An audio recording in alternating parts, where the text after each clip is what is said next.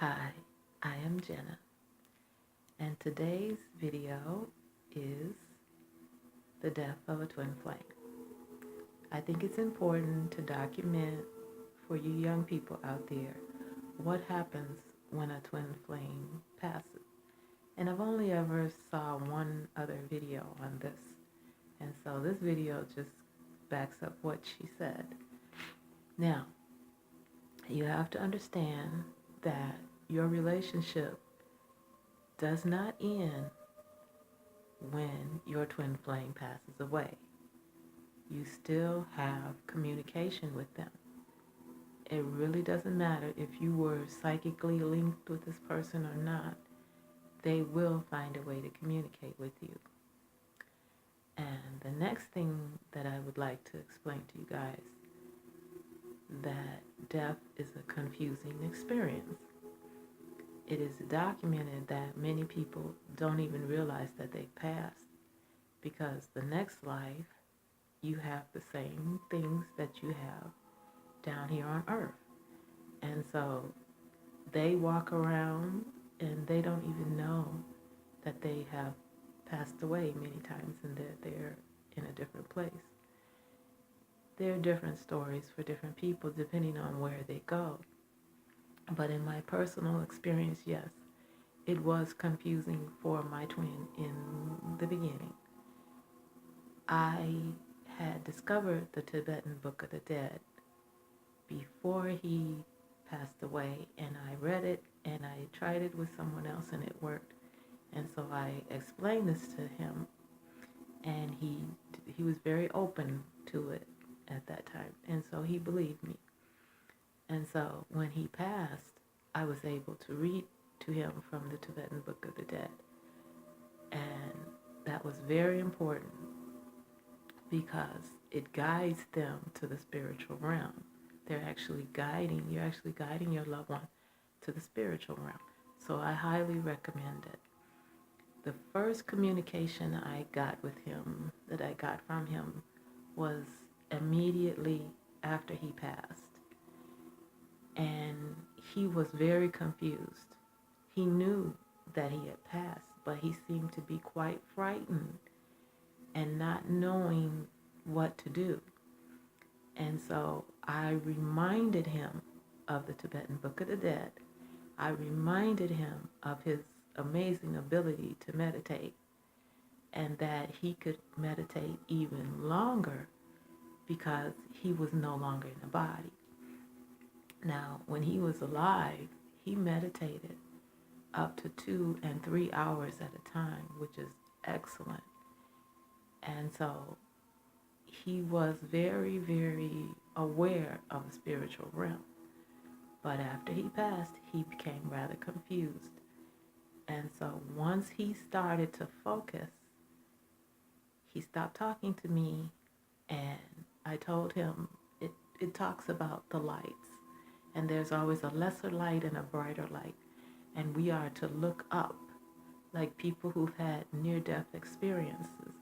They see a small light, a bright light off in the distance, and they look up, and they are just flying up to that light.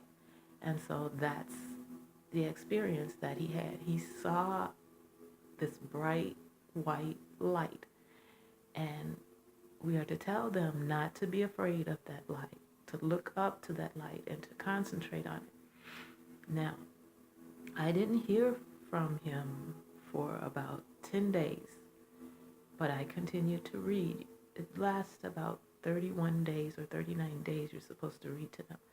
And I continued to read, and I got a little concerned because I hadn't heard from him in a while. And it took about 10 days, and he said, "I'm okay now. You can stop reading," which is our signal, which is what the other person that I had read before him had told me. And so I knew it was him. He said, "I'm okay. You can stop reading now. I'm here." And he told me, "It's so beautiful here. It's so beautiful." And that's all he said. And I didn't hear from him for a while. The next time, he told me in a very cute way that only I would understand where he was. He said, mother is here. And we sing praises day and night. He couldn't talk to me very long because they sing praises day and night. So he just took a few seconds out to tell me that mother is here and we sing praises day and night. And so I knew exactly where he was. And when we say mother, we mean Pistis Sophia. That's come out backwards, but that's okay. That's who we call mother. And he was a strict Gnostic.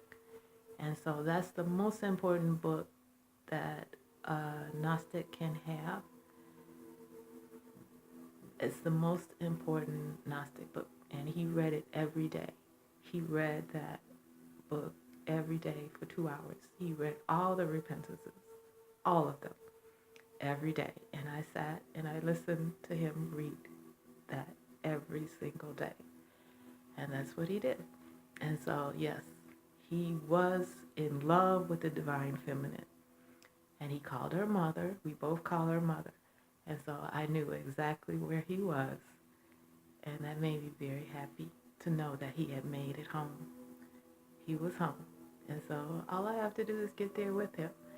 But another thing that I want to tell you, if you don't have a psychic ability, there are cards, and I recommend the angel cards because there's a card that says that your deceased loved one is sending you a message that they are happy and they are at peace, and they're saying, I love you.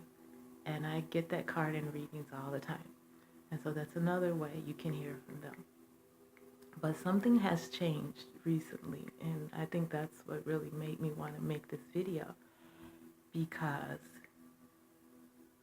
I don't feel like he's gone anymore.